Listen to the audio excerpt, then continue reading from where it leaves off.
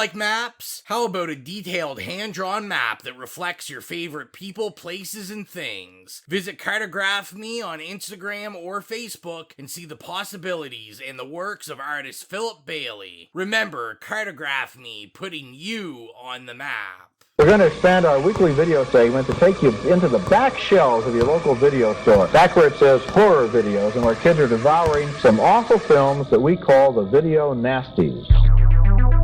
Are you freebasing? Inquiring minds want to know. I have to break free from this culture of mechanical reproductions and the thick incrustations dying on the surface. Fuck the prime time, bitch!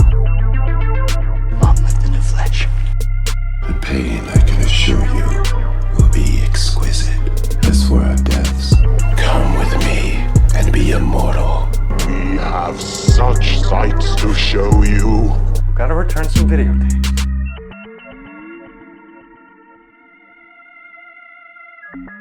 Hello, horror hounds, and welcome to the It Slays podcast. I'm your humble host, Rowan. It's Xylia. And this is the time you farted really loud in the back room at work as soon as somebody walked in, Mike. And we are back. It is the second week of Oktoberfest. We're just hitting those eardrums every week now, so that's exciting for the month. And they kind of got like a bonus Killer Clowns episode too. Yeah, this is 5 also very episodes. true. That's intense. Very, very intense. Hopefully, you guys enjoyed Killer Clowns episode and The Woods as well. And yeah, and we're back with another one. Another one. Our DJ Khaled, we're getting it on. That's getting it on. That's a weird analogy that I came up with there. We're gonna switch it up a little bit today. I figure we'll announce the movie, do the trailer and the bio first, so we can get into some of the fun things that we want to do and discuss on the podcast today. So this was my pick for October month, and I picked the sequel to what I would say most consider one of the greatest horror movies of all time, Halloween, and we are doing Halloween 2 from 1981, directed by Rick Rosenthal. So let's get into the trailer, come back with the bio, and yeah, let's get into this noise. I shot him 6 times. I shot him in the heart. This man, he's not human. Universal Pictures presents Halloween 2. More of the night he came home. Who is it? There was nothing within him, neither conscience nor reason, that wasn't even remotely human. This is some kind of a joke. I've been trick-or-treated to death tonight. You don't know what death is. Janet, go tell Mr. Garrett we're having trouble with the phones. There is no place to hide. He will always find you. What's this? It's a Celtic word. It means the Lord of the Dead.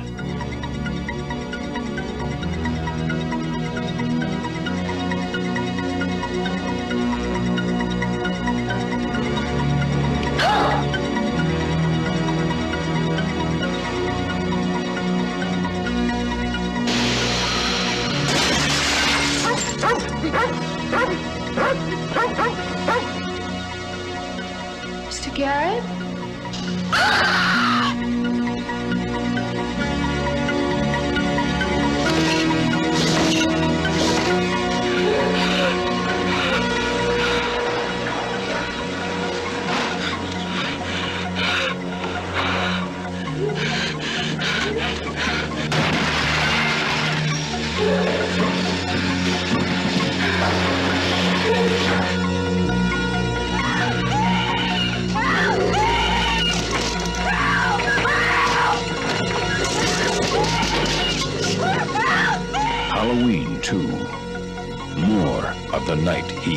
home.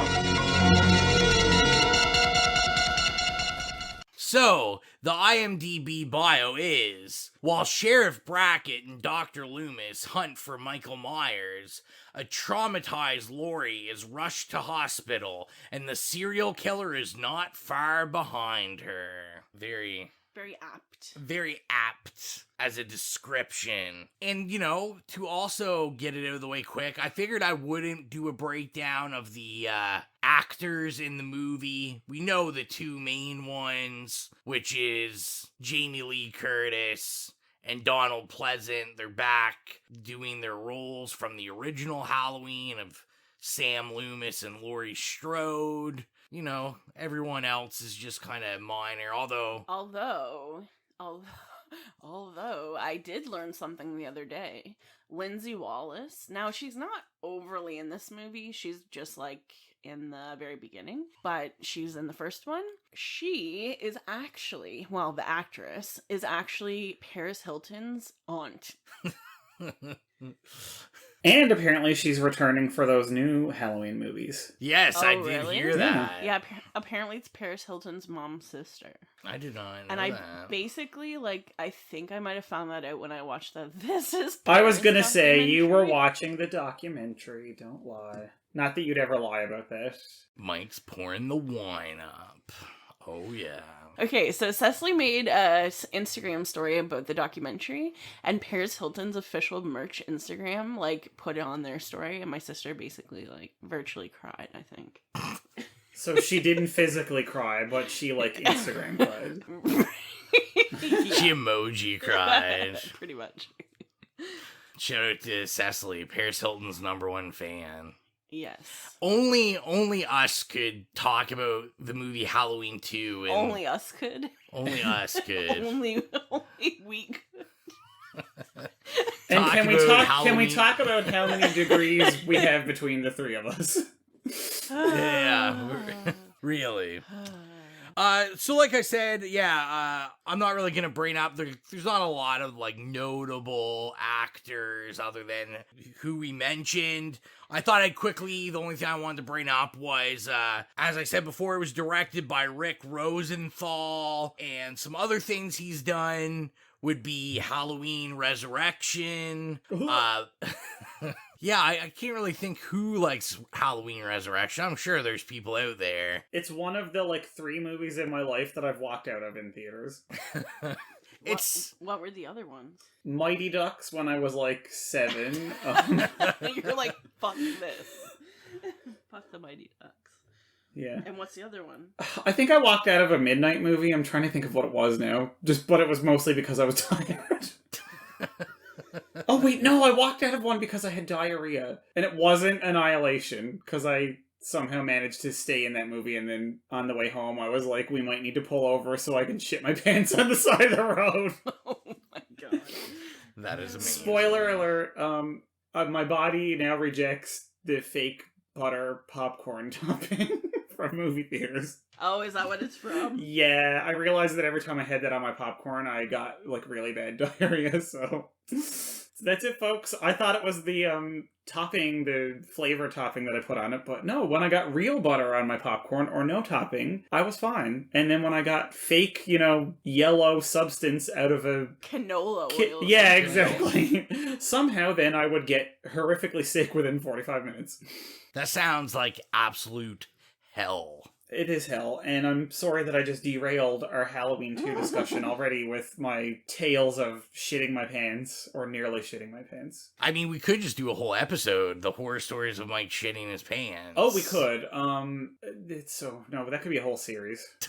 That'll be a Patreon series. Yes, it's for those with specific tastes. Locked behind a paywall.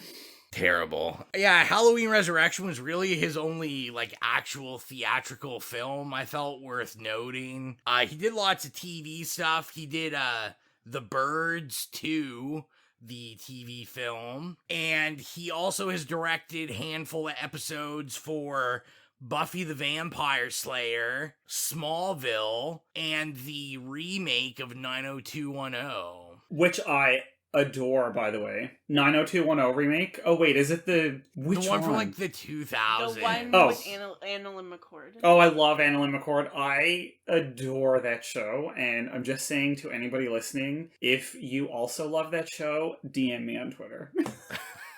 I also love that show. I'll just tell you in person. But it just kind of ended randomly. Like, I didn't know it was ending, and then there was just never another episode. I think it just got canceled. Rowan's brother actually did a show. Like, he was, like, a main-ish character in a show with Annalyn McCord. This is facts. This is true. So, we've got our 6 degrees of separation from Darcy from Degrassi, since she was the main character in that show, and also the most boring character in that show. Oh, Sinead Grimes. Yeah, Sinead Grimes, yeah. God love her, but, like, I think they quickly realized that she should not be the main focus, and realized that all the other characters were way more interesting, and kind of, like, pushed her aside. We watched, what was it, Devil's Carnival the other day? The sequel to Repo. Yeah. And the girl who plays Ariana is in that. Oh, I love her. Yeah. Yeah. She can sing, man. Yeah, she's pretty good in it. I enjoyed it.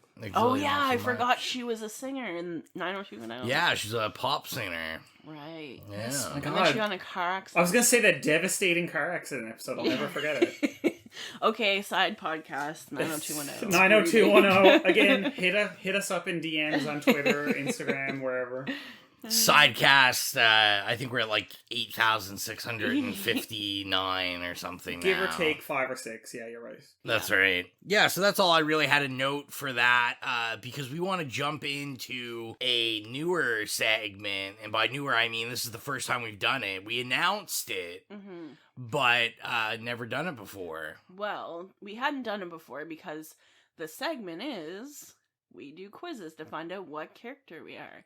And no other movie that we've done has had that yet. So basically, for this one, now they didn't have one specifically to Halloween 2, but they had one for the whole franchise. So each of us have taken the quiz, and we are going to tell you what we got and talk about it. So you mean to tell me that Like Me doesn't have the so. rabid following to have like a BuzzFeed quiz based on it? I don't think so. With one awful character. Haven't we destroyed Robert Mockler's work enough? I kind of feel sorry. sad. I truly apologize to him because he's a lovely person, I'm sure. I kind of feel sad because if someone like dedicates so much time and effort to something and it's like, you know, they really care about it and then people hate it, I feel kind of sad for that. But not that sad. No, I feel pretty sad. Oh, I don't feel that sad. Okay. So, anyways, back to the quiz. I'm a way better facilitator than Rowan. Sorry. Mike, do you have your quiz still open with, like, the write-up on it? No, I just screenshot my result. Okay, so Rowan, you go first. Who did you get? And please, if you have it available, can you read the description? I certainly can. So, I got the result of teen Laurie Strode is who I got, and my write-up was the ultimate final girl. You got some spunk. You might even work best under the highest pressure imaginable. Like, okay. Like when your murderous brother comes hunting you out of nowhere.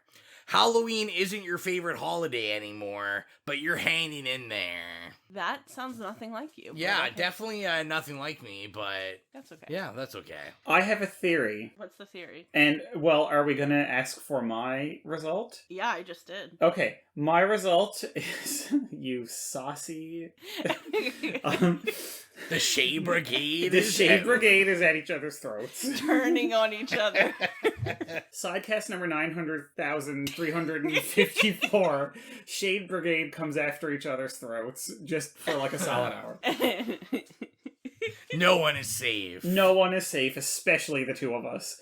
Yes, so I also got teen Laurie Strode, which maybe you were thinking, oh, you bitch, you love Laurie Strode, you skewed your answers to get her. Well, guess what, assholes? I didn't. I tried to skew my answers so I would get Annie, because Annie is my favorite, other than Laurie. My theory is, and I'll find out when X reveals her answer, whether this is accurate, I feel like anybody who typed in, there's one question in this quiz, do you have a brother? And I said yes. And then I got Laurie Strode. Ro said yes, and he got Laurie Strode. And I'm going to say X also said yes and got Laurie Strode. So... Since we all have brothers. Yes, exactly. So do tell, please. I got old Laurie Strode. Oh my god, because my you're like a crone at heart. So it says, you're more of a final grandma now. Oh wow, the final shade. girl. But that also makes you older and wiser. You're a planner who knows to stay 2 steps ahead in life to succeed. You still hate Halloween, but we can't blame you. But the future looks more bright than ever. I mean, I literally, my entire existence is like a grandma, so I think that's like... It also reads like a really fitting. bad, like, fortune cookie fortune. True. Or is Your it a really future good shine. fortune cookie fortune? Yeah, if I I'm went not to sure. Wow. a Chinese restaurant and I got like, you are Laurie Strode from Halloween 2, I'd be like, oh, okay. Like, Yeah, even if it said your grandma, Old. literal grandma Laurie Strode. I'm a final grandma. Final I mean, grandma. really, and think about it, that's kind of brilliant. She's like the first person that I can think of in like all of kind of horror franchise history to graduate to final like grandma. Yeah. Like think about it, has there this been is anybody true. else whose path through a series has actually charted like into retirement age? No, like literally That's nobody's true. like lived past like 25. Right. You know? Yeah, that's 100%. Or they've been written out and are never revisited again because, like every film, it's sexist, ageist bullshit. Right, exactly. Well, and nannies and nanny doilies rock, so I'm very happy with my my result. Everybody needs to realize that X's favorite thing in the universe is those god-awful, I call them Roseanne couch covers that are knitted and look like colorful, atrocious clown doilies that go over the back and arms of the couch in your Like, grandma's house. Oh my god. Listen to Okay, her. She's like ecstatic. She's over there just like love those. rolling in ecstasy. However, like last week was a fall cleanup, and me and actually I've talked about it on the podcast because we were best friends like growing up, and I've talked about us watching horror movies together. She lives in our building, and I picked her up and I was like, hey, want to go like look through the garbage? And she was like, yeah, I'll be right out. I'll be right out. And I got this fucking sick grandma chair. It's amazing. Even Rowan likes it. It is pretty sweet. Can we just like not gloss over the fact that you just casually tossed out the phrase decided we were gonna go poke through garbage? Like, yeah, that's what you do. We also found like I think she left out the details that it's like spring cleanup or fall whatever. No, I said it was fall cleanup. And we went to like dug through the garbage of a church, and I got a vase. However, I ended up getting rid of that. And we dug through this other rich person's garbage, and other than a church, this other rich person.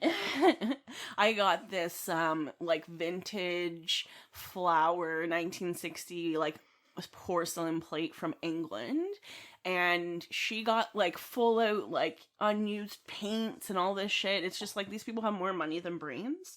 So and I got like wooden wind chimes that were in really good condition. Yeah, anyways, people in this town throw out good shit. Okay, so that was a like 3-minute long justification for going through people's garbage. Understood. Yeah.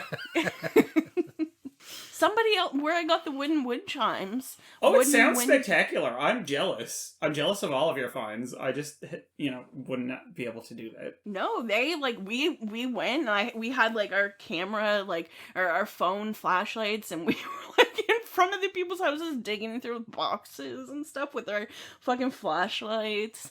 And someone, where we got the wooden wind chimes, they actually, like, had dug up these plants from their garden and put them in bags and, like, with soil and stuff and, like, labeled what they were, because everybody goes to the garbage. If anybody has anything good, like, it's gone. And I understand. It's the same around here when bulk garbage day happens. Like, what is that, once a month? Guaranteed? Once a month? Ooh. Listen, I don't know. I don't put out bulk garbage because I'm a hoarder. I don't throw out anything, let alone bulk things. But I will say this. It's funny that you bring that up, because it's bulk garbage day at my parents' house. in their neighborhood, and I was over there today for a meal, and I actually looked out the window, and, usually you look out, and when everybody has their garbage out, of course, you see the scavengers such as yourself going through it and taking all the fines. And I looked out and saw somebody putting garbage on a pile. Oh my god. I just found it so funny. I was like, this is so bizarre and backwards.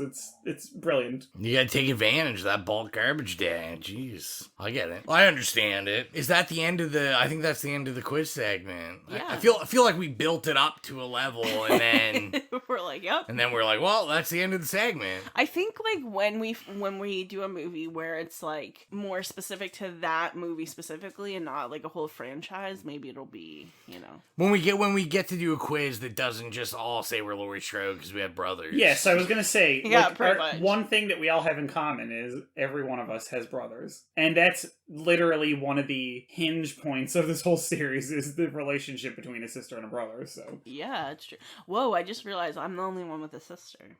Whoa, creepy. Yeah, really creepy. I think we also have another thing to quickly get into, and that is the always favorited segment of Mike's keywords.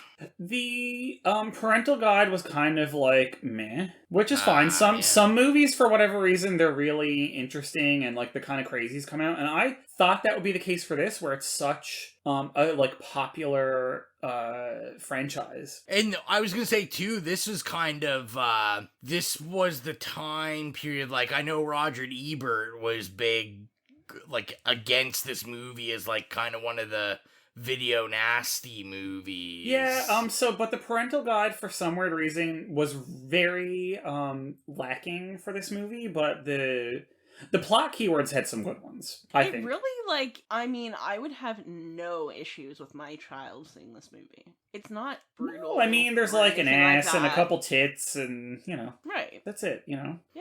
Yeah, it's pretty mild. And probably the most everybody disturbing has part them. to a child would be that weird throwaway moment where the mom is going in with the kid who has the razor in their mouth from the apple. Yeah. I like, Rowan and I were like, I like how the nurse was like, yeah, like basically this isn't a priority. Yeah. Literally, there's a straight razor sticking out of the top of your child's mouth, but that's fine. Yeah. God love her, I will say that mom did good because she didn't fucking pull that razor out. She left it in there. Yeah. So keywords. Keywords, I'll just go through a couple just because there's some interesting ones. Closing eyes of a dead person. Okay. Yep.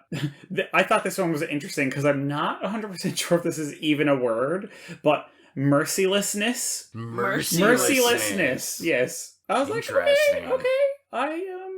Hand over mouth. Sure. Yep, that's... Car won't start. Yelled for help. I'm gonna be honest, Mike. These are sounding like keywords of a sexual assaulter. It's just sounding kind of creepy. Well, actually, it's funny that you bring that up because I've got a couple that would probably also scratch that itch, I guess, shall we say. We've got hand on shoulder scare, which I thought was really funny because I was like, maybe somebody was actually thinking, like, if somebody's writing a paper or, like, something on, like, the trope of putting your hand on someone's shoulder and, like, turning around. Anyway, I don't know. I don't know that I'd read that paper, to be honest. I thought this was interesting. Self-survival. I'm not really sure what that means. What? As I feel like survival is kind of, like, inherently self-survival. This was really specific. Mexican actress playing American character.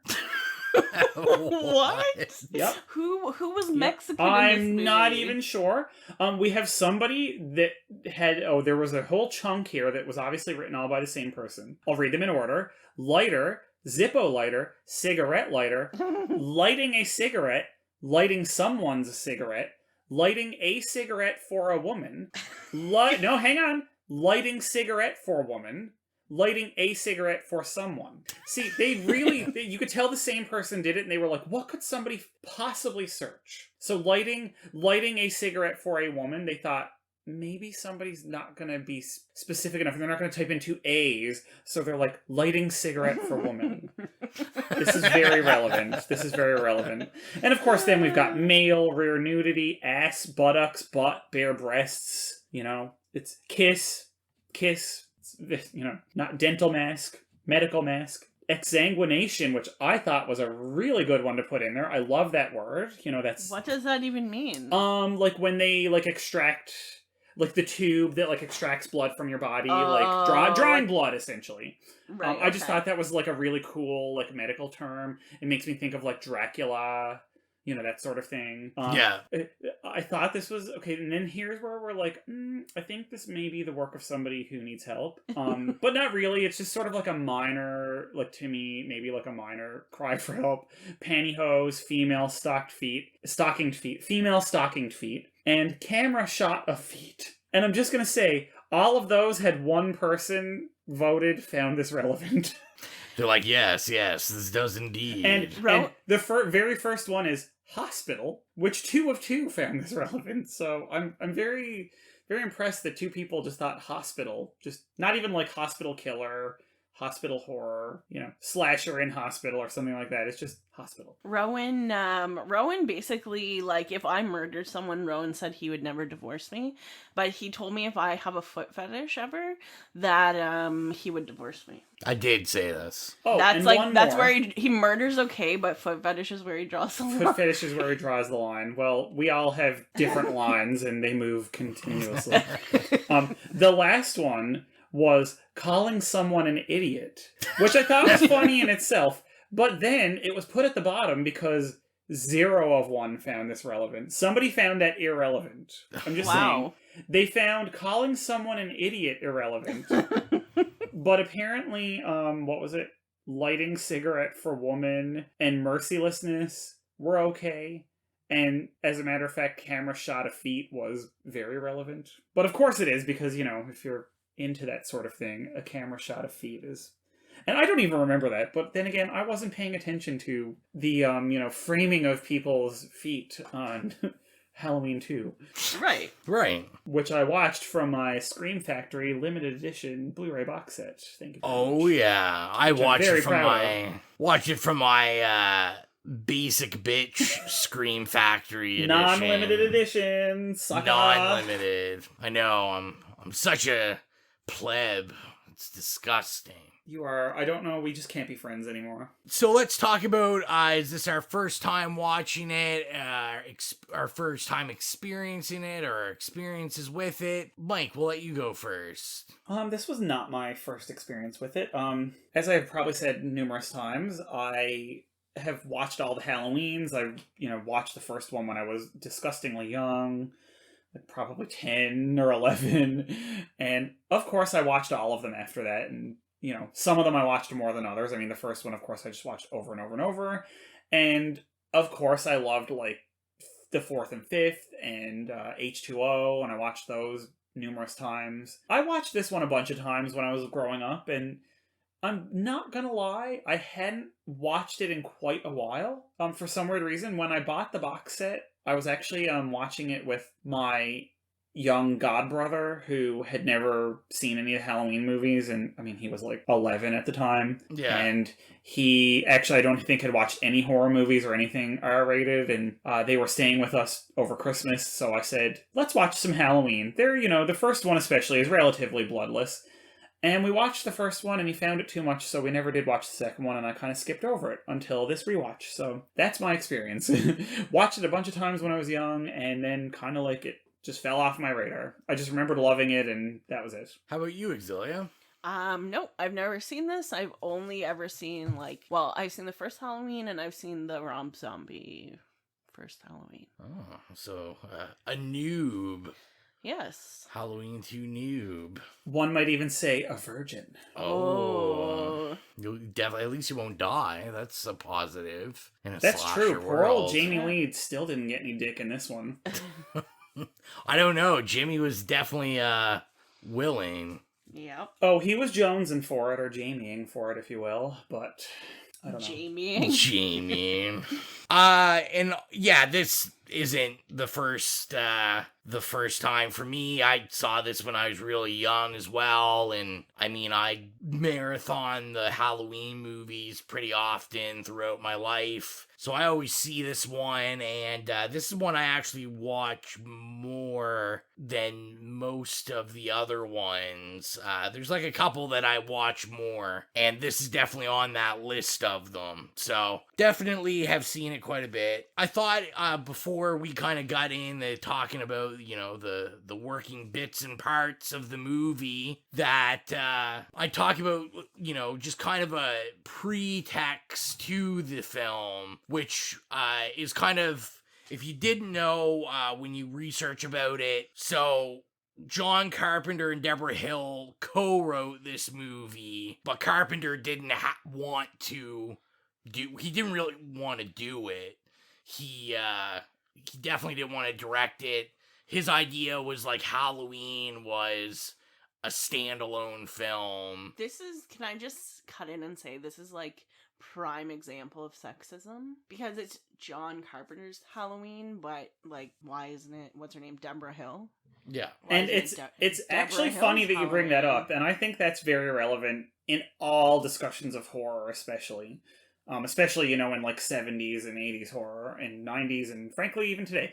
But I feel like for decades even, and like unfortunately Deborah Hill is dead now, but like for years I feel like John Carpenter was sort of trying constantly to always give her due credit for the role that she played in the original Halloween. Like, because like if you kind of look at interviews and things like that with like not just the two of them, but like the cast and the crew, yes, he may have directed it, but she was really the other driving force behind this movie. And like when you look at the screenplay, the reason that the first Halloween worked so well is because of the characters, and she essentially wrote those characters. Like the dialogue and everything was all Deborah Hill. Yeah. And it's just so funny that you bring that up, because it's, you know, like you said, it's credited purely to him, and like it was the thing that really broke him out, and it's still like kind of the crown jewel in his whole career, which is full of them, of course. But like it's really like a collaborative, like as every film is a collaborative effort. But like the two of them, I think were, and you know, I think they were romantically involved at the time too, or maybe no, I don't even want to say that. That could be wrong, but I think they were. I think they were. That was because I know when they did the first Halloween, like that, they were dating, or I believe they were living together and all that. And I could be wrong, and I hate saying this, and like cut it out if you want. There was a beautiful book put out a few years ago of the like behind the scenes, the like set photographer, I guess, of the original Halloween, and it was just gorgeous photographs of them filming the original movie, like behind the scenes and stuff. Yeah. And there was a lot of press done around it, and there was like a lot of text in the book.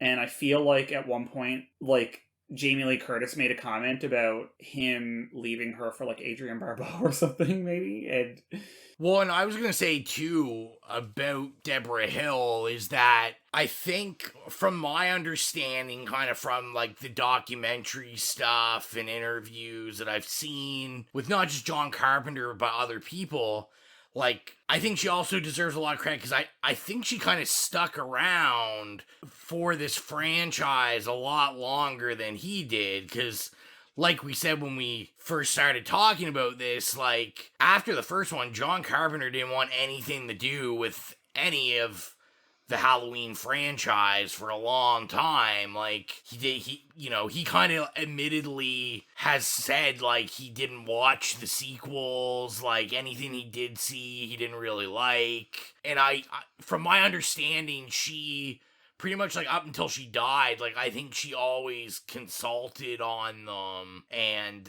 was, like, a big part of kind of the productions and, like, just being that lineage to the absolutely. Original. It's funny because they did work together like numerous times. Like she wrote like The Fog, and she was involved with like Escape from LA. I think she might have written the screenplay or like contributed to it. Yeah.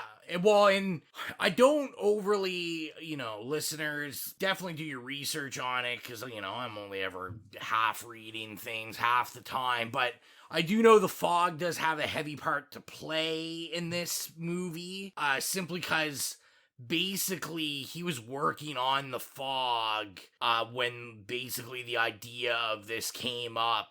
And I know there was like some sort of like the company that saw it or whatever. Like I think they ended up buying out a company that was making the fog, and I think essentially held, from my understanding, was like held the fog hostage and was like, you're gonna come work on a Halloween 2 and we're gonna make sure you get the fog out. And Rick Rosenthal, like I know wasn't his first person that he asked to direct it. I can't think. Tommy Lee Wallace was the first one. Oh, he's good. Yeah, that he wanted to direct this, but Tommy Lee Wallace had turned it down because he was working on other stuff. So then Rick Rosenthal was his third choice for director. Yeah, and I guess to bring it back, I'm kind of going on a tangent, but yeah, just overall know that, like, as we discuss the film, that John Carpenter doesn't really like this movie. I don't think he's ever overly said positive things about it. It went through a lot of rewrites, and I know John Carpenter kind of stepped in and re-edited the film. Because as we're going to talk about, Mike was talking about showing his god brother, the original Halloween, which like really doesn't have any blood in it. From what I've read, the original cut of this also didn't really have a lot of blood, but because we were getting into the age of like Friday the 13th and slashers becoming this bloody, gory thing. Yeah, well, think about it. There had been like, 3 years or something between the original and this? And I mean, it spawned a whole industry in that 3 years. Yeah, so I know that he stepped in and added a lot of the gore, like Carpenter, because he was afraid they weren't going to be able to, that people would look down on it if it wasn't competing on that, like, blood and gore level. Just because I had seen some interviews with Rick Rosenthal where he kind of basically said that he was like a little pissed because he said the pacing of the movie was totally different in the original cuts, and like Carpenter basically was like, no, like I need to recut it. So he claimed it was a little more slow, and Carpenter was like, no, this thing needs like move. People don't want a slow movie anymore. They want like a fast-paced slasher. And yeah, that's just a little tidbit for now. I'm sure I'll have more tidbits as we go on. Yeah, well, let's start with our favorite scene, favorite kill, just what we like. Xylia, why don't you go first? Okay, so my favorite kill was that nurse that the guy walked in on, and what was that word, Mike? Exsanguinated. Exsanguinated. Basically, she had all this blood coming out of the IV cord, and it was chopped off at the end, and her blood was all over the ground. I like that part. Oh, well, that was my favorite kill, I guess. No, that was my favorite kill. I like that. That was probably my favorite scene, too, I think. That was your favorite scene as well? Maybe. I mean, can we talk about that? I feel like that wouldn't actually work. I don't know.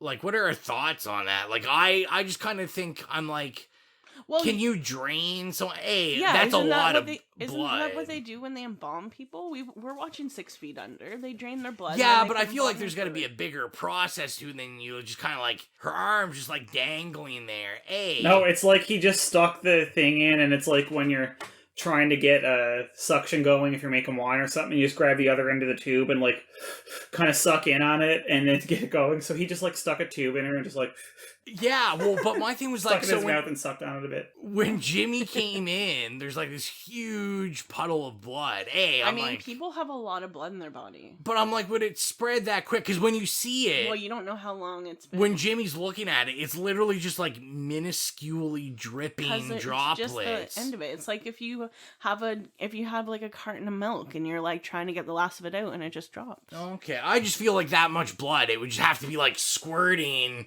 for like an hour to have that much blood. That's just how I You don't know how long she was there. I guess. I mean, I That's figure true. We need a detailed timeline of how long her arm was hanging off of that gurney. Exactly. And poor Jimmy just couldn't, he didn't get the required non-slip shoes that I'm sure you have to have as a paramedic. Those were the shittiest paramedics in the world.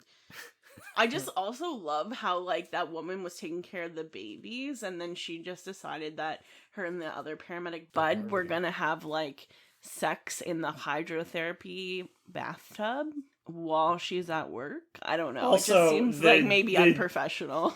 Unprofessional, and the, like, germ spreadingness of it all. The, like, it's just, like, hideously unsanitary. Yes. Yeah, very, very The second they got into that tub, I was like, obviously Michael Myers is gonna come in and he's gonna fucking turn up the heat. I literally was like, I already know what happened. And I'm sorry, I know for a fact that Bud did not get a shower before he got in that thing, and he had been working all night as a paramedic, and I'm sure he was, like, disgusting and scungy. I'm just saying. I also want to say that Michael definitely turned up the heat, literally and metaphorically there, because I saw that finger sucking going on. Oh my god, Rowan was like, his fingers are so dirty, and she's like fucking like going in on those fingers. I saw on IMDb, like in the trivia section where they just talk about facts, that apparently because it's Dick Warlock, is that his name? That's bad. I think that's his name. I'm taking it's his stage name. That sounds like a porn name. Yeah. I'm not gonna look it up because no, you're thinking of another character who was played by Billy Warlock, who was an actor on a soap for like 20 years. If you're talking about Bud, it's Leo Rossi. No. I'm talking about the guy who played Michael. Like the guy that played Michael Myers. Okay, I just looked it up. No, I think Dick Warlock is some kind of weird porn name. I do know actually my favorite scene. Okay.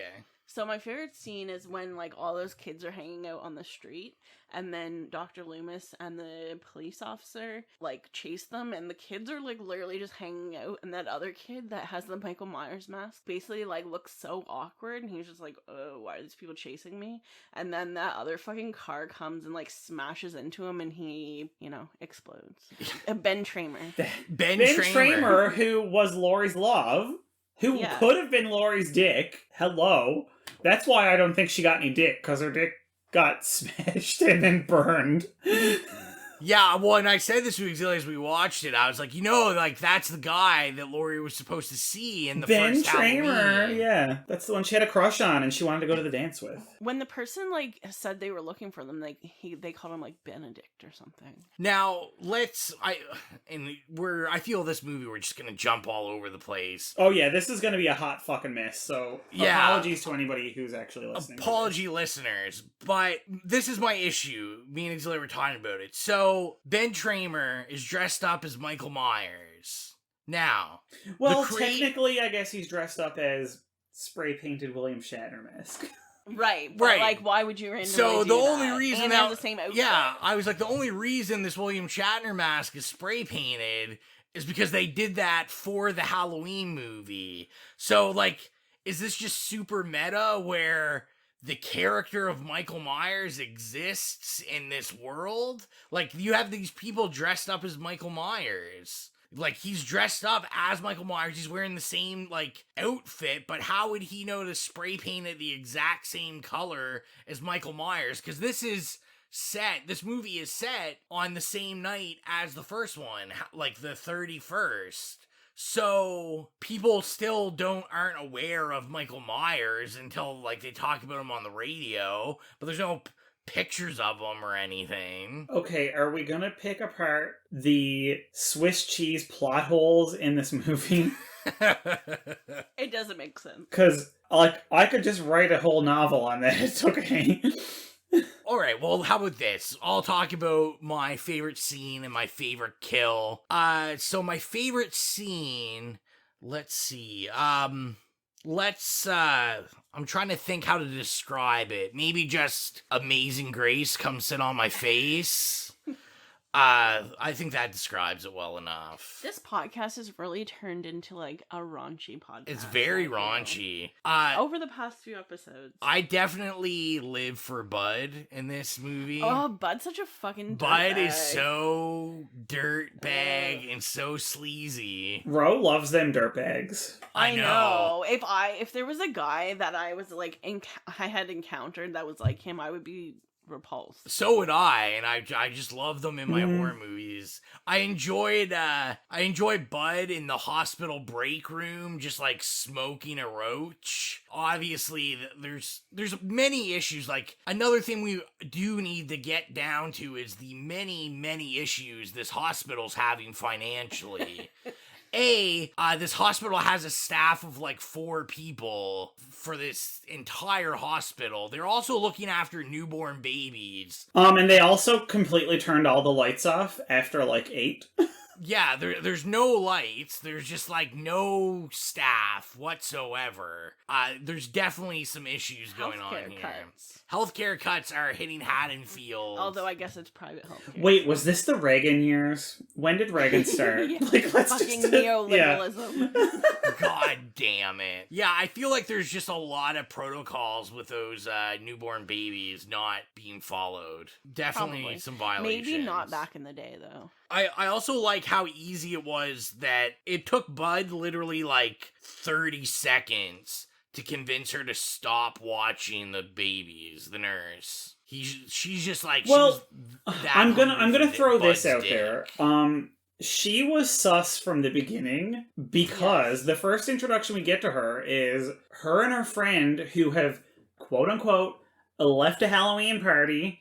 And they're not wearing costumes. They're just wearing, like, you know, Christian Girl 1981, or sorry, what's it supposed to be, 1978, you know, fall scarf wear instead of actual costumes. And then, you know, her friend is like, you promised me you'd give me a ride home. And this is a fucking nurse in a hospital who takes care of children, which apparently they don't have, like, dedicated, you know, natal nurses or whatever, so I'm not even gonna go there. But apparently, one of her jobs is, like, she's in the wing with the babies, and she, instead of being responsible and, you know, going to work with her job as a fucking nurse with babies, she's like, oh, I promised I'd give you a ride home, so I'm going to. Like, sus from the beginning.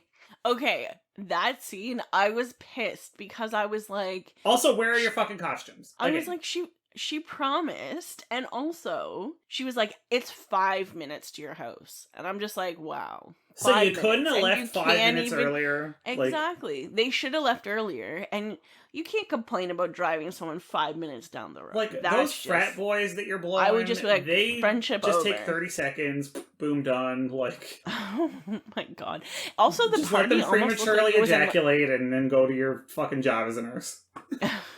The party almost looked like it was in like a strip mall or something. Well, I think they just turned the corner around a strip mall. Oh, okay. Yeah, I don't think I was the like, party that's not was really in like that a mall. bumpin' strip mall. Yeah, no. A bumpin' strip mall. I love it. So, favorite kill, I'm gonna go with the nurse that discovers the doctor. I love the close-up shot of the needle in her eye. Also of interesting note that... Why does the doctor have an office that looks like a fucking living room with like a fish tank and a TV and it's... Yes, and why is he wearing pajamas at work? Weird. He's a doctor! These people he's the are only the peak... doctor on staff that night, and he's wearing pajamas in, like, an office with a fucking fish tank in it. Girl! These people are the peak of professionalism, that's for sure. I mean, we also need to remember this is the doctor that, like, gets a patient from this serial killer's rampage, and the first thing he's concerned about is that someone gets him a coffee. They then get him a coffee, and he only uses one hand to check Lori while he uses the other one to hold his coffee. I mean, at least he wasn't holding onto a cigarette. Well, I mean, it was only a matter of time before he would have lit up a cigarette. Coffee and cigarettes go hand in hand in 1981. Oh, sorry, 1978. We keep getting confused here. Well, I'm sorry, the timeline, I'm like thinking of when the film was released as to when it's supposed to take place. But what I was going to say about the scene with the needle in the eye is an interesting fact about it is it actually, that scene made it into Roger Ebert's review because he noted that as like a disgusting part. Are you serious? And apparently also that's like the first time he noted that it was the first time a needle in the eye had ever been used in a film. I thought that was just a interesting fact. Robert Ebert. Roger Ebert sounds like just the worst kind of human in terms of like. I mean, I feel like horror movies. If you're a horror movie lover, Roger Ebert is like the bane of your existence. He's like, oh, it's absolutely disgusting that there's a fake needle in a fake doctor's eye. It is what it is, really. Listen, this man wrote Beyond the Valley of the Dolls, so he really has no leg to stand on, and I'm not saying that in a shady way, because, bitch, I love Beyond the Valley of the Dolls. I love the movie, I love the soundtrack. But, girl, the only movie that I know of that you ever wrote was Suspect. That's all I'm saying. It was very suspect. Listen, if you are going to be a film critic and be that discerning, you need to never write a screenplay yourself. Yeah, it's like or it has to be a masterpiece. Yeah, when you write a screenplay and you're a film critic, and I'm not talking like film critic as in like critiquing like on a theoretical level, but when you're saying like this movie's good or this movie's bad, or I'm giving this a rating or this is why it's bad, I'm not talking like taking a critical look at a movie, which is totally different because you can critically, like theoretically pull apart a movie that you love or that's good, right? Like anybody can do that. But if you are going to be like what we'll call like a commercial film critic, because that's what he was. I mean, he's the most commercial of all film critics. Yes. Right? Siskel and Ebert are legendary. That's like, if you think of two film critics of the last 50 years, like, you will think of Siskel and you will think of Ebert. Yeah, like so two thumbs up. For him to critique like, movies but have written this absolute trashy pulp, it's like, everything you say about a movie is definitely going to be thrown into the, like, I can't take this seriously pile because you wrote a trashy... Like, the only thing you've ever wrote... Like, again, maybe he wrote a bunch of movies. I don't know. It's the only one I know of that he wrote. And, you know, it's not, you know, quote-unquote good. It's not a good movie.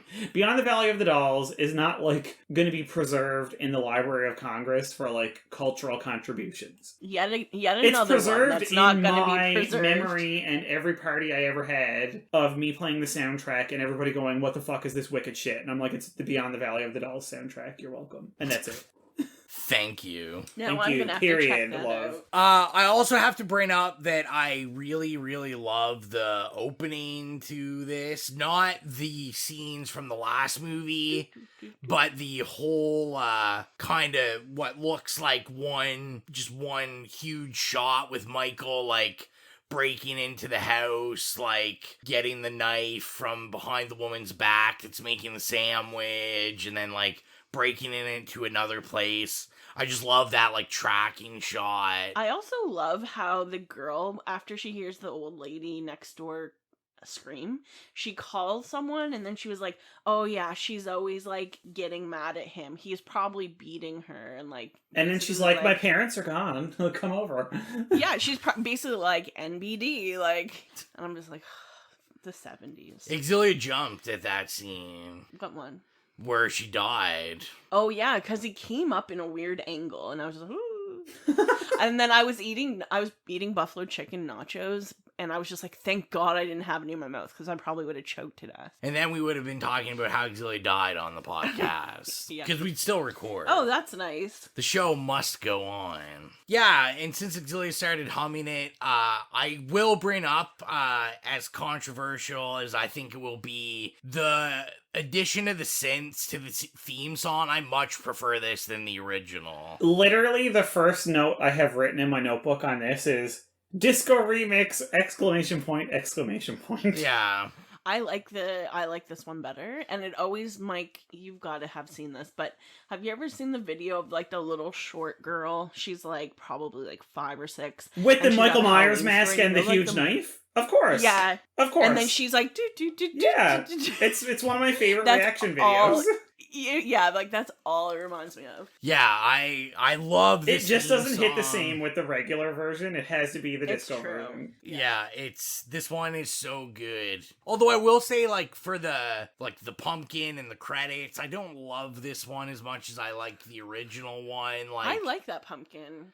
like when it opens up and the skull is Yeah, I don't inside like the that. pumpkin, like I thought that was a little cheesy, but I mean, to each their own, I guess. Yeah, so, you know, I think it's definitely worth noting, and we brought it up briefly, like, so this film, we definitely got the addition of more blood, more like nudity. This is kind of we're definitely in the 80s now. Oh yeah, Yeah, it went like that away from the like auteur slashers were not really a thing to this is a commercial like cheapo bang it out event.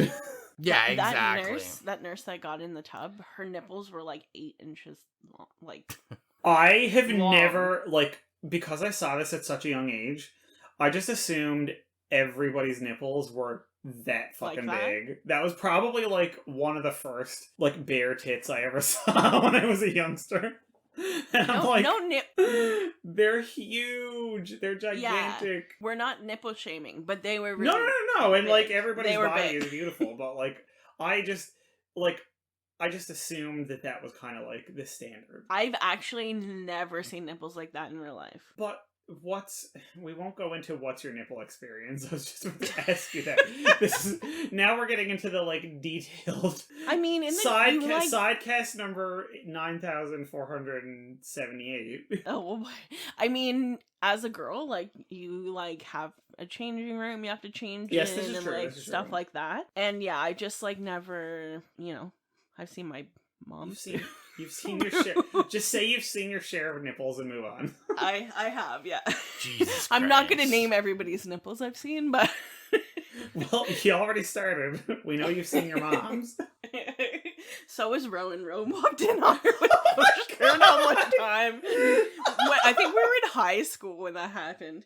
And somehow Rowan is married you. shaking his head. Welcome to Halloween, the episode of Halloween 2, where we talk about The time Xylia's Ro mom's saw his nipples. mother-in-law naked.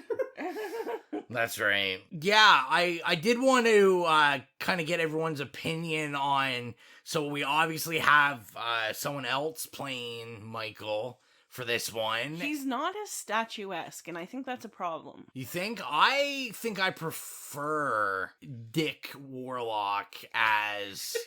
That sounds like a D&D porn name. That's what I said. Well, not the D&D part, but that's a more accurate read. It Okay, does I will say this about him, and I totally get your point with that, but I feel like it has less to do with the actor, or maybe it does have a little bit to do with the actor, but it also has to do with the script.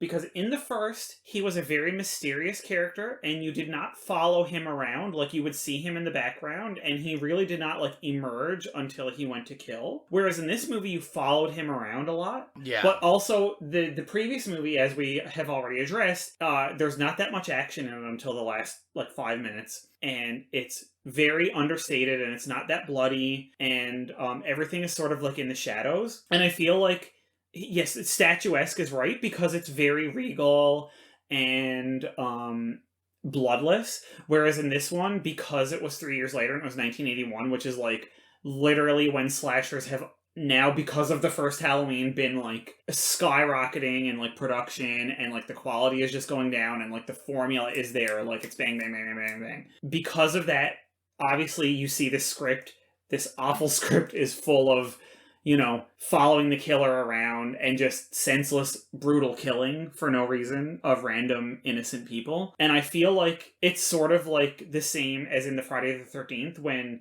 Kane Hodder takes over. And I feel like this guy that played Michael Myers in this movie seems to be a stunt person. And he's really good at portraying this like physicality because it's a much more physical role. In the first one, Myers is like a presence.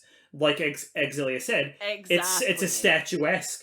It's an imposing presence that you see briefly until the very end, and he hides in the shadows. Yes, and it really does instill terror in you because it's this stillness. It's a void, And he's the Shape, right? The Shape is a void. He's Michael Myers, but he has no name. He's like a vacuum of evil. Whereas in this one, he's so much more known. You know he's Michael Myers. You know what he's capable of. And he's just killing senselessly. So it's a much more physical role. And it's just about the physicality of it. And I feel like Ro also has a point in that the statuesque kind of like suction void does not work in this because he's not operating on a mysterious level. It's just a like physical, I'm a machine now and I'm just killing everything that I see. Now, right? Now, I mean, maybe that's just me.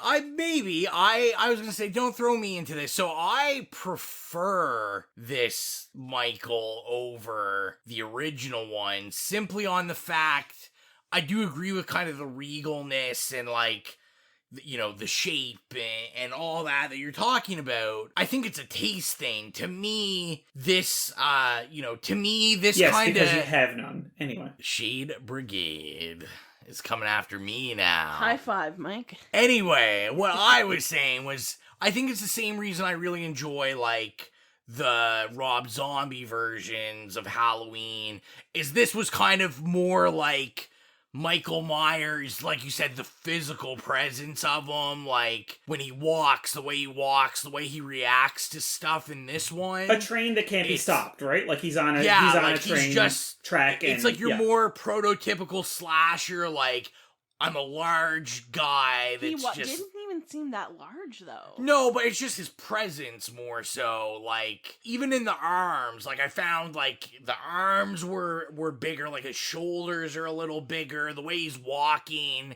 It's more like, you know, like he's heavy, like his body... What, in the first one? No, in this one. Really? I find the opposite. Oh, really? See, I felt that in this one. And then obviously, like, he's more brutal in this one. And I like that in my Michael Myers. Is just the brutalness of... Well, yeah, it's this brutal efficiency. It's like... I'm just going to grab you and slit your throat. I'm going to walk up to you and I'm going to slam your face into this this pool, you know, which has boiling water in it. Right. It's interesting because, like, I'm now just thinking about how you guys were talking about how, like, the first one, there's not really any blood. This one gets worse. The one that Rob Zombie does, I've only seen the first one. That is, like, brutal. That is a brutal movie. It really is. And I'm going to be honest now. I'm not going to, like, go too much into it in case we decide to talk about it. But I saw the Rob Zombie one in theaters because, of course. Yeah, so did we. We were all, you know, all of us grew up watching Halloween, of course, and knowing of it and loving it.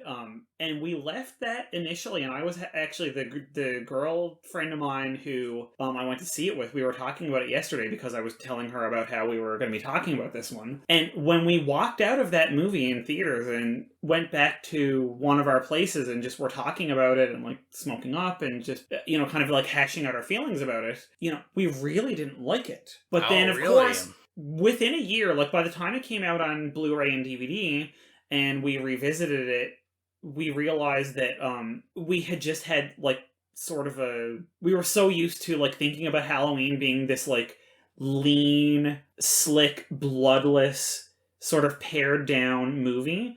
But then the Rob Zombie version was just so over the top and it went really hardcore into like Michael Myers' past, but also hardcore into the violence, which we expected from Rob Zombie, but not from a Halloween movie. So as a result, I think we just sort of were flabbergasted by how violent it was. And our immediate reaction was a visceral, like, no, this is not Halloween. Halloween is like very much like the kills are clean and you move on from it. But like, I just think that's such an interesting point because, you know, the Rob Zombie kills, it's very brutal and it's very emotional and very bloody. And I think I have only seen it once, and it was when it was in the theater.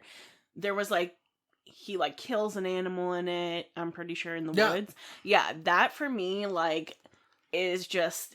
I just find that horrific. Anytime I ever see that depicted in a movie, I'm just like, ugh. It makes me sick to my stomach. It's a real deal breaker for a lot of people, including like lots of friends of mine who love horror movies and thrillers. And I was gonna say, like, in everything we're talking about here, like, I think this is where you really see it's a perfect, I think, explanation. I think, to kind of the divide you see in the Halloween community between those that love all the Halloweens, even the Rob Zombie. I'm thinking even the two, like, I know the one from 2018 caused a lot of division of like, do we like it, do we not? And I'm sure at some point we're gonna review the 2018 one, like probably closer to when the new one comes out. Yes, of course. And like, I guess spoiler alert, like I really liked the 2018 one because the thing I thought they did well in that was I think it was the only Halloween that balanced the old Halloween world that John Carpenter built and then the world that Rob Zombie built, which is so much more violent. Yeah.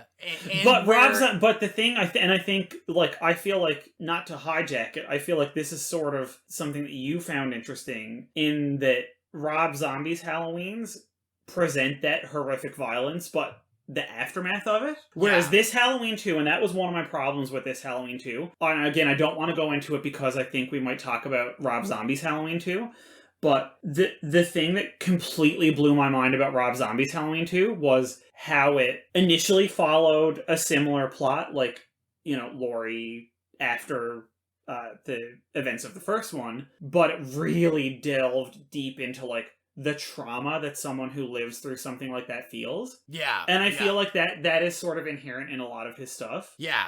I think that's 100% correct. Yeah. In that. Yeah, so I guess bringing it back to the film at hand, like I said, I definitely appreciated it being a little more like a little more brutal, a little more bloody, even though like the blood is still, it's a, when we walk in the room where the blood's been drained out of the nurse, like the blood's like bright red, it's kind of almost cartoonish. There's nothing like overly insane about it. I also really enjoy that this is kind of our real beginnings of, building that pathos of Michael Myers as the mystical figure where unkillable. We learn unkillable. Oh, my biggest pet peeve. I think I've mentioned this before on an episode. My biggest pet peeve with a horror movie. Yeah, I know Xylia doesn't like it, but this is where we get it. Like, and we get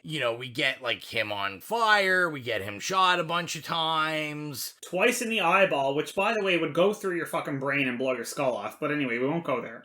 Why does this happen? He's a human. What, like... Now, for the listeners, they're like, why does this happen? Xylia will learn someday. Because we do, as you go into the movie... By the time you get to the 6th movie... Yes, we do get explanations on everything, which is very interesting because, you start to see it. I didn't realize you start to see kind of the seeds built in this one. Maybe not purposefully. No, but I think once they realized that, like John Carpenter and Deborah Hill just wanted to create that one kind of solitary moment, and then once the producers realized, like, hey, we're going to make a sequel, it's going to be successful, and we're probably going to do multiple of them, because that seems to be the way slasher movies and horror movies are unfolding in the 80s, that you didn't need to explain everything in one movie, because you were going to bang out another cheap version within a year and a half. And you would just eventually explain everything. You just had to throw it out there, and people would eat it up. And then you could explain it in the next one. And, I mean, maybe not so much John Carpenter's plan, because, if we knew what came next, I do know that his original plan was to kill off Michael in this movie, because obviously, we got Halloween 3, and Michael Myers wasn't in Halloween 3, because, John Carpenter's idea for the franchise was that it was going to be an anthology franchise, where every movie was different. And so it was about something different. They did that with 3. It crashed, and then they brought Michael back. And I guess probably it's a good, better time than any to talk about. So, we get the Mr. Sandman and the ambulance going off or whatever for the ending of this film. But there is an alternate ending for this film where we're kind of aware that Michael isn't dead. It's kind of a, like, gotcha ending. Very similar to, like, the original Nightmare on Elm Street kind of ending. But they did opt not to put that in the actual cut. I was gonna say, can we just briefly talk about, like, how fucking amazing. Mr. Sandman is in this. It's truly a great song. Yeah, and it like just perfect use of it in the beginning and the end. And the end. Yeah, well, it's a great bookend song, right? Like, it sort of hugs the movie. Yeah. In a really nice way. Can I also bring up a point? Yeah. I really feel bad for security guards and their depictions in movies. Because they are always depicted as literally the laziest people on the planet. Stupid and lazy. They're never watching their security screens. Now, maybe that's truly what they, do. But, I mean, they're always, like, sleeping, reading magazines, eating donuts. Like, I feel bad for them. Or if we go later into the Halloween series, they're writing erotica. Oh, listen, leave LL Cool J out of this, okay? The greatest security guard in all horror movies. We love, ladies love, anyway. Yeah, we love Cool J, jeez. Another thing that I did want to talk about that is very controversial for all you Halloween fans out there. Let's talk about masks. I know everyone has their favorite Halloween mask. I mean, pretty much every movie is a different mask. So I am very curious, Mike, do you have a favorite mask? That's a tough one. I never really thought about it, and actually this is kind of throwing me for a loop. But I'm gonna say, now roast me for this if you want, I feel like it might be Halloween H2O, because I feel like just that mask was so far into the mythos, and it was supposed to be the end of it, and I don't know, it's just so clean and recognizable, and it, like, does not try to change it too much, but it kind of, like, cleans it up and tightens it up a bit, and tries to make it, like, really iconic.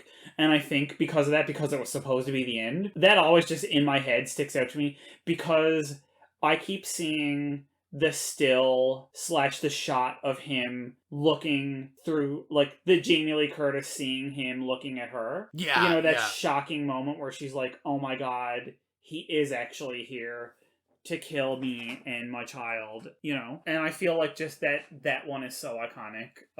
That's if I had to choose one at gunpoint, it would be that one. I'll talk about mine just because I know Xylia's looking at Google. I'm Googling it because I've only seen... Xylia's only seen a couple ones, listeners. You can't ask a question of somebody who's only seen, like, 2 of them. Exactly. Be Although easy on her, guys. We have seen... Is it Spirit Halloween or Spirit of Halloween? It's Spirit Halloween. That's a stupid name, but anyways, whenever we're there, Rowan, like, shows me every single mask because there's one that he really wants to buy. But, I mean, to me, they all kind of look really similar. Yeah, and the one I want to buy is the Trick or Treat Studio Halloween 2 one. I absolutely love the mask from this movie. It was almost a 3-way tie. I also really love the Rob Zombie, the first one, as well as the 2018. I think because I like the dirtier look of the masks. But yeah, this film, Halloween 2 mask, is my all-time favorite Halloween mask. I just love the look of it. Another fun fact about the mask, if you didn't know, is that this is mask used in this film is actually the mask they used in the first one. And the reason it looks so different is because Deborah Hill said it was literally just, like, under her bed and, like, crushed under stuff. And it was it's just so there. Funny that you mentioned that, because the whole time I was rewatching it this time, because I hadn't seen it in so many years, I was like, damn, this mask looks like fucking trash. They really, like, dropped the ball on the mask fucking budget with this one. They didn't put the budget into masks or wigs. Now, I'm gonna allow this aside because I was gonna get into this. Yes! Oh my god, bro, getting into wigs, I love it. I knew the minute we were watching it, I was like, the last couple episodes, we, for some reason, keep watching movies where Mike has serious issues with wigs, and I was like, there's no way he doesn't have an issue with the wig. I have wig issues. My wig. So listeners, if you don't understand what we're talking about, and for some reason you're blind, I don't know why you're watching, I guess you can watch a movie blind, but Jamie Lee Curtis is wearing the most atrocious wig. It's awful. Oh my god. Like, clearly it's 3 years later and she has her hair cut in a different manner and is filming other movies. Yeah, from my understanding, she had gone to the short hair by that now, I believe. And even if it wasn't short, I feel like it was a totally different style. Because obviously that was, like, I think her first big feature, where she was, like, the main actress. So clearly your hair is going to be different. Like, even if it wasn't 3 years later, they were definitely filming it at least 2 years later. You know, like it's long enough that your hair, you're doing other movies, you have other hairstyles. You went from the 70s to the early 80s. Like, girl, that's like night and day. But not a fan of the wigs, eh, Mike? Oh my god, that wig. I spent the first 20 minutes of this movie going, what the fuck is happening? Okay, I'm actually going to read you out my tweet on the matter. Since you brought it up, these are my thoughts, which you can find me on Twitter at Jacobean Tragedy, on the wig situation in Halloween 2. Please do. Spent the first 15 minutes of the rewatch trying to figure out if Jamie Lee was wearing a wig and what the hell is going on with it in all the promotional stills. Jury's still out, total hair budget, $500 and some half-used Sears gift certificates. That's all I have to say on this matter. Well, there you go. Period. Listeners, if you were curious about it, it was basically under Deborah Hill's bed the entire time. I do want to bring it back to the mask, though. I think Xylia has located her favorite mask. Mask for mask. I think this might be from the first one, but let me know. Yes, that's the original mask. I like that one the best. And I think most people are an original mask. I mean, the original mask is just so iconic. And, you know, we definitely went through some stages of really bad masks. You know, cough, cough, Resurrection. Although I have seen some people try to stick up for Resurrection's mask. But those people's opinions usually aren't great. We are going to write off anybody who has anything even remotely positive to say about Resurrection, other than the fact that Tyra Banks was in it, and even she was awful. She's such an asshole. She is, and you know what? She's not a good actress, but I do love Top Model, and as somebody who works in retail in the year of our Lord, 2020, and so many random people are like, I can see your smile through your mask, and I go, I'm smizing. I've perfected my smile. And most people don't know what I'm talking about, and I look at them and go, Tyra Banks on Top Model taught us how to smile with our eyes, and it's called a smize. So the smize in 2020 has made a massive comeback. No, it's true. You can tell if someone's smiling. And I actually kind of love the mask because most of the time I am in public and just walking or not paying attention, I look really cranky. I thought you were gonna say I looked real good. Well, why would I love the mask then? I don't know. Well, the only thing that sucks is I can never wear my lipstick. I wore it one day and I was at the liquor store and I had to show my ID, so I had to take down my mask. And she was like, oh my god, you have lipstick on. I haven't seen anybody wear lipstick in weeks. And the lipstick was all over the inside of the mask, all over my face. Oh my god, you fucking hot mess. It's true. I think we should all just wear Michael Myers masks.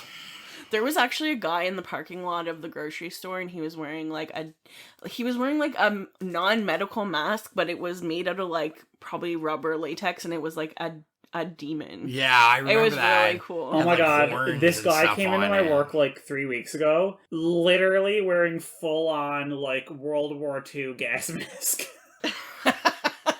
I'm like, yeah, were you in the reserves? Because I don't understand how you'd have a gas mask, but here you are shopping in my store wearing it. And you know what? I'll give it to you. That's really funny. You do not want to catch Miss Rona, and I'll give it to you. I figured, too, I don't think we brought it up yet, that it is worthy of note for the listeners that, so this is the film that we're introduced to the concept that Michael Myers is the brother. Yes. Yes, we're very, very briefly, tenuously introduced to this concept. Yes, and, whether that is to the positive of the franchise or the negative, I think is kind of out. Let's face it, to the franchise, it's positive because it's the only reason why the rest of the movies, except for number 3, even got made. And number 6.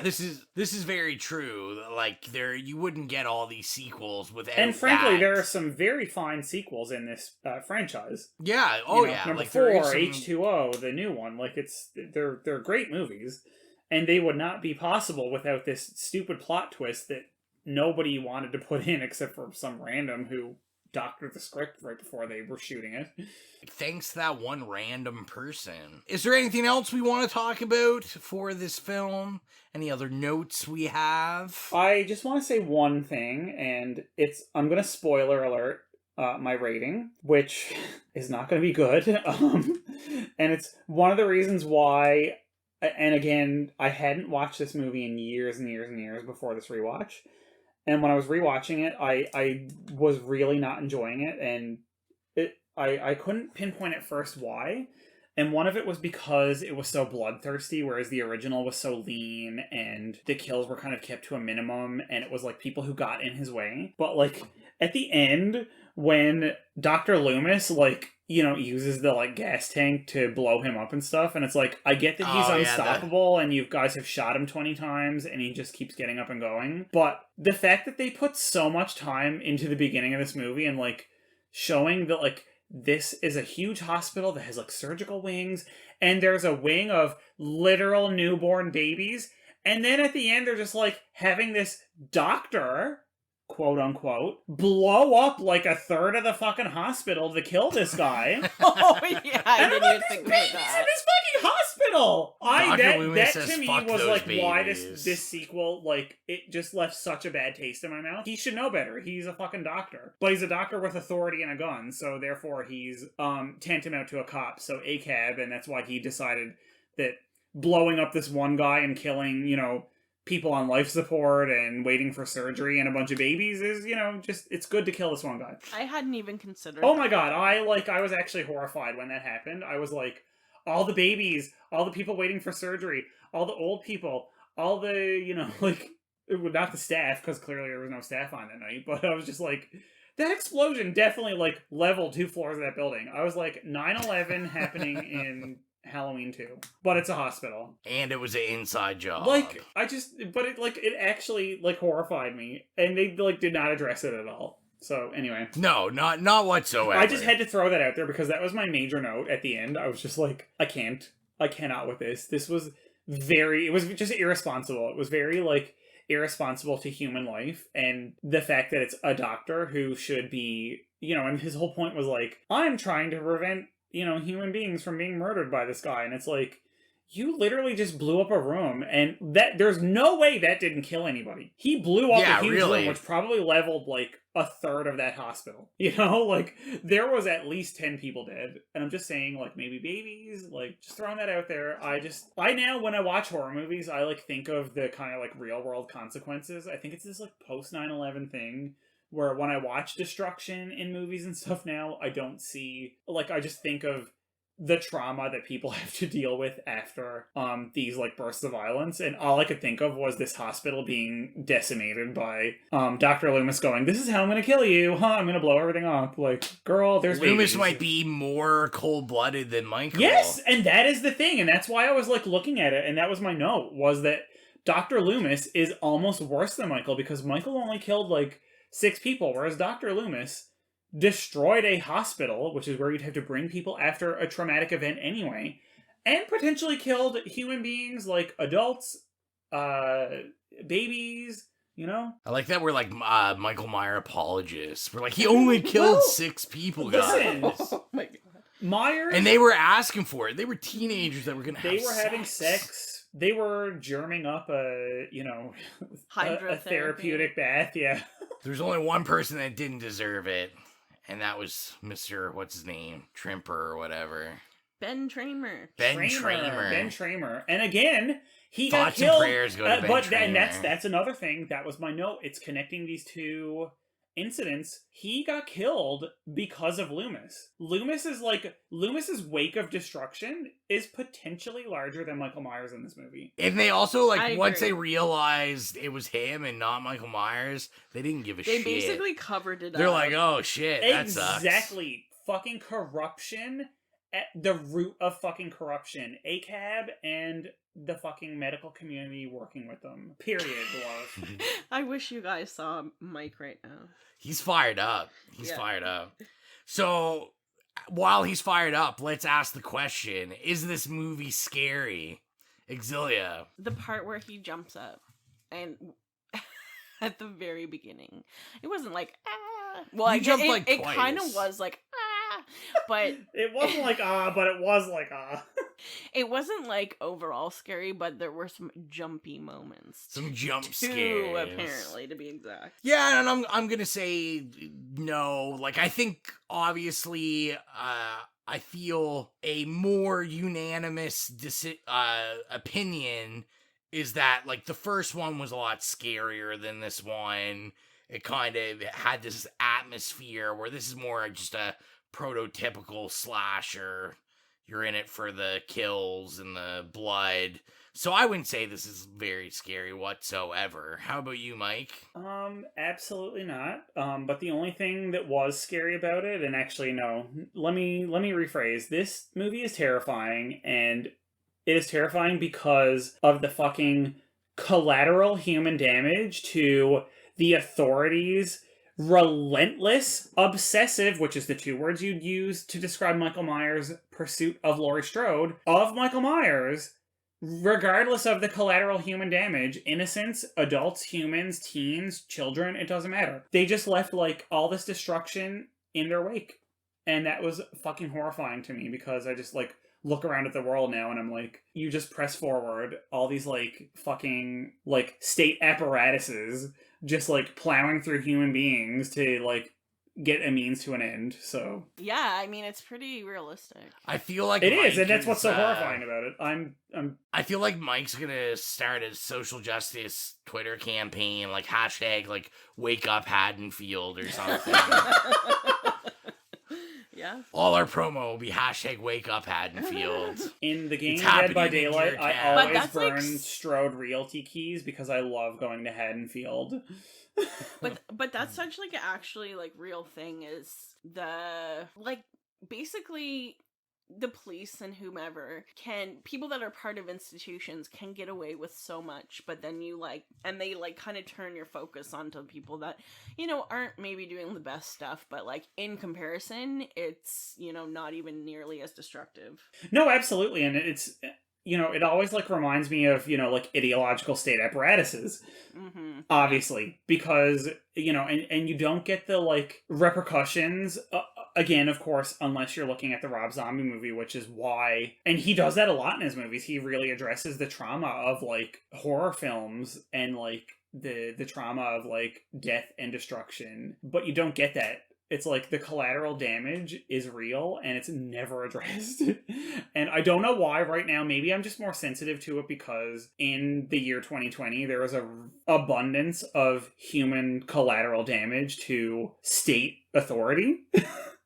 Yeah. And I'm watching Halloween 2 and trying to have a good time, but all I can see is the like state authority like completely disregarding human life.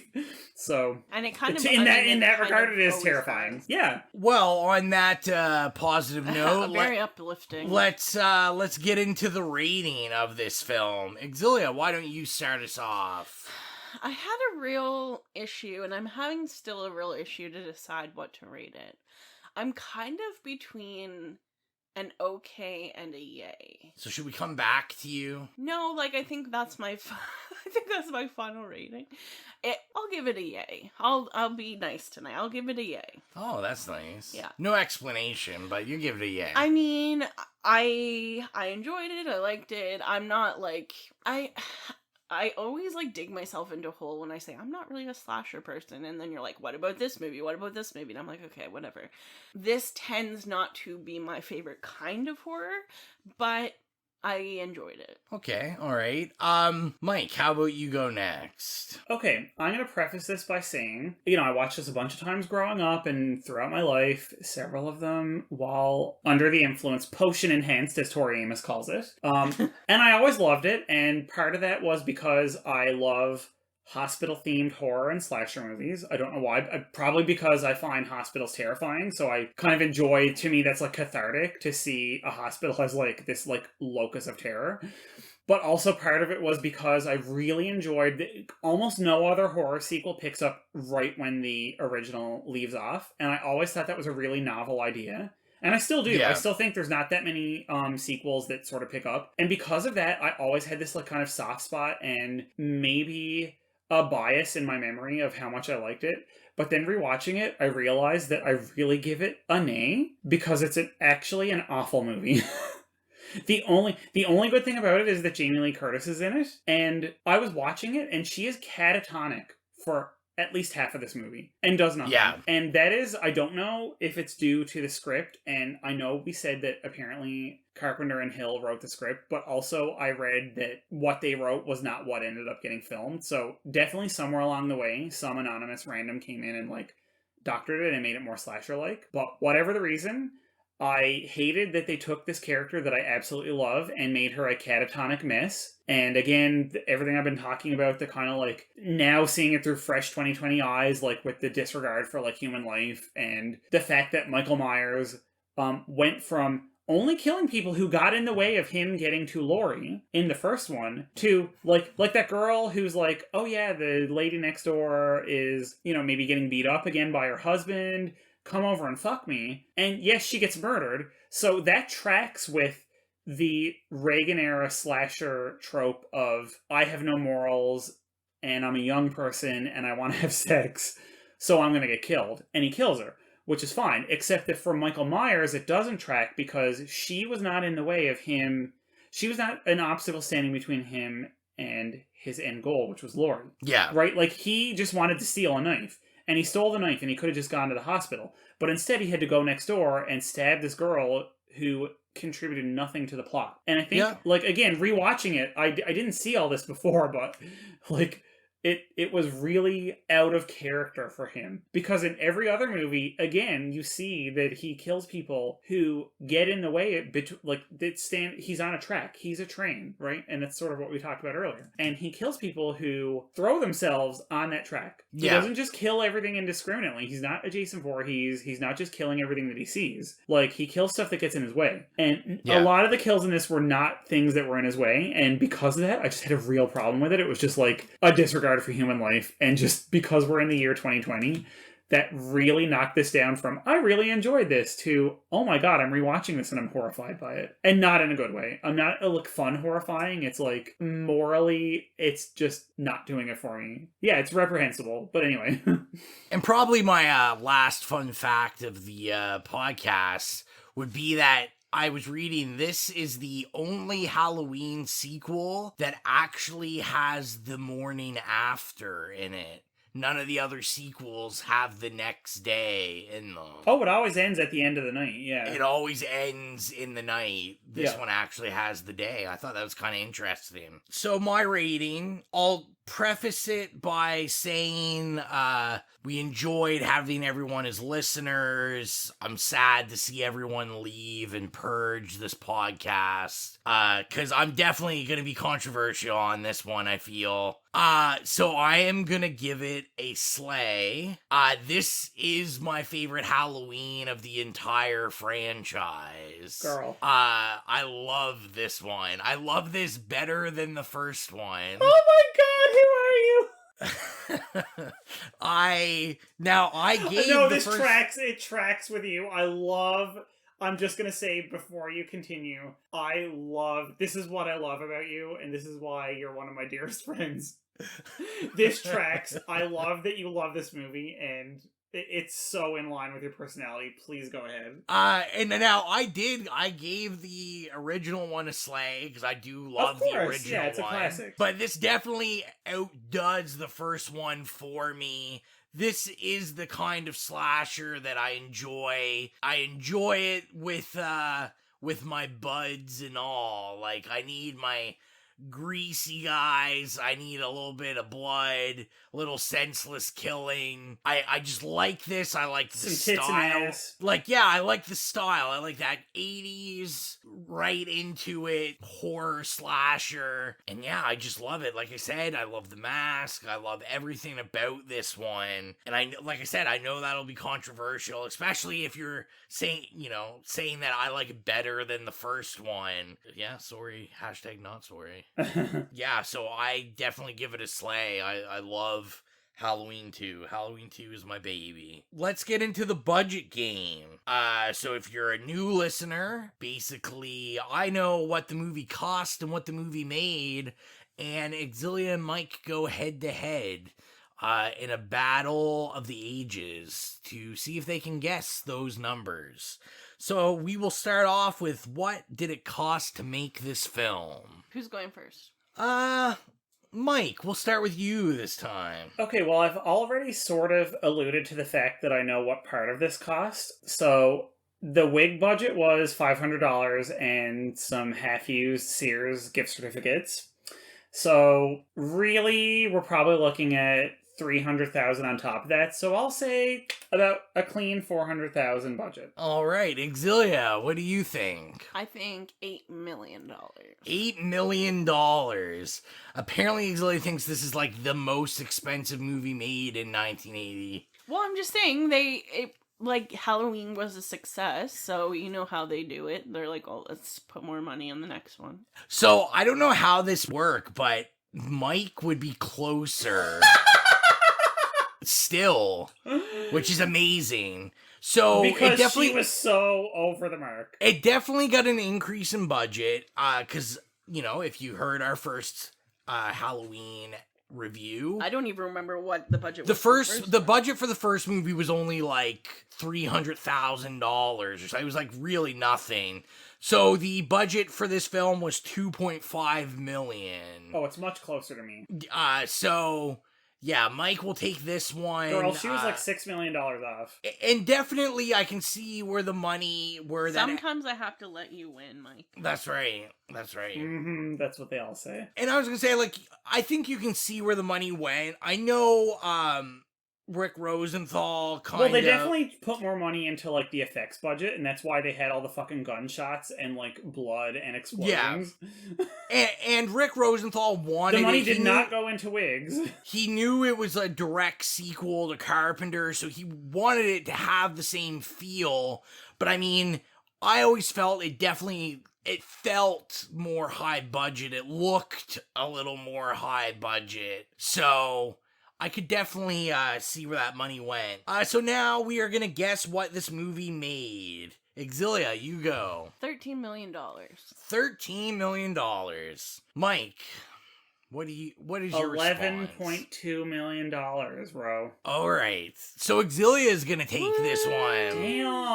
Damn, bitch. So the movie made basically $25.5 million. That's a good return on investment. So it definitely did well. It did well enough that, they made a third one.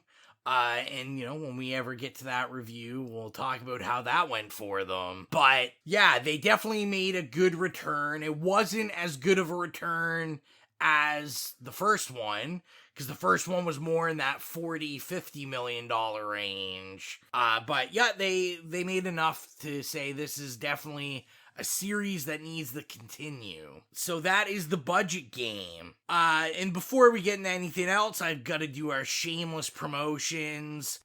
Just reminding everybody, follow us on all our social media. It Slays Podcast on Twitter, Instagram, Facebook, Tumblr, wherever you find us. If you want to support the podcast financially, you can do that at patreon.com/itslayspodcast. There's a bunch of tiers. You can get anything from a shout out on the podcast to a t-shirt. So the last two things to promote is the Spotify playlist, where we do have the Halloween 2 theme song on it. And that's the It Slays Podcast Horrific playlist. Search it on Spotify, follow it. We always upload new music for the movies, from the movies we review. And lastly, but not leastly, I don't think leastly is a word. No. If you are interested in being cool like us and rocking some It Slays podcast merch, go to Redbubble, look up It Slays. We have an account on there. You can also get the link on our social media. And you can buy anything from shirts to shower curtains to tote bags. Yeah, all different kinds of things. So, grab yourself a shirt, take a picture, and send it to us. Also, don't forget to review us on iTunes, because it helps us, go up in the search engines. People find us. People get to enjoy the episodes like we all do, earlier and quicker. And, leave a comment. We'll read it on the podcast on an episode. That's fun. So anyway, all we have left is to announce the next film for Oktoberfest. This is Xylia's pick, so I'll let her announce it. So the pick is Daniel Isn't Real. So we are excited to get into that. We're going to be watching it on Shudder. Shout out to Shudder. It's a Shudder original, so... Yeah, check it out on Shudder. You have to watch it on Shudder, I think. You can get, the Blu-ray or something. Yeah. If you want to be a real Rowan, you can buy the Blu-ray. But, we'll be watching on Shudder, so, shout out to Shudder. Sponsor us, guys. Jeez, what are you doing? But I think that is everything for now. We'll be back in a week to talk about Daniel Isn't Real and, see what the wig situation's looking like on that movie. As always, I am your humble host, Rowan. Bye, it's Xylia. It's Mike, thanks. See you later. We're going to expand our weekly video segment to take you into the back shelves of your local video store, back where it says horror videos, and where kids are devouring some awful films that we call the video nasties. Are you freebasing? Inquiring minds want to know. I have to break free from this culture of mechanical reproductions and the thick incrustations dying on the surface. Fuck the prime time, bitch! The pain, I can assure you, will be exquisite. As for our deaths, come with me and be immortal. We have such sights to show you. Gotta return some videotapes.